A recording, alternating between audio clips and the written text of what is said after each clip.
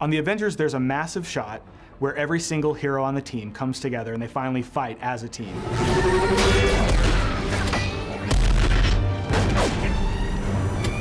The great thing about the tie-in shot where all the Avengers are working together to battle the aliens is that it used 4 different virtual New York locations that we had to tie in together as Iron Man's flying between them.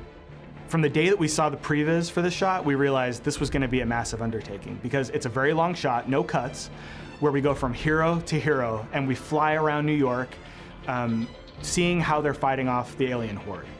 In some cases, you know, we've got an actor on a set, a partial set with blue screen behind them. But a lot of these characters were CG, like Iron Man and the Hulk, and all the aliens that they're fighting, of course, and New York was CG behind them. We had 2 location leads that went around Manhattan, in both Midtown and Lower Manhattan, and filmed 1,200 different locations that allowed us to build up our virtual New York.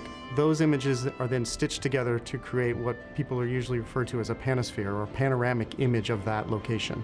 We can fly and go anywhere we want through New York. We can fly Iron Man down the streets. We can have Scarlet flying on the chariot. So we had to sort of choreograph with the director what it was he wanted to see in the shot and the flight path and the action with what spheres we had that could support that action. One of the challenges was Captain America. They had shot an element of Captain America on set, but when we got down to the final shot, we realized this shot is about showing the Avengers coming together and finally working as a team.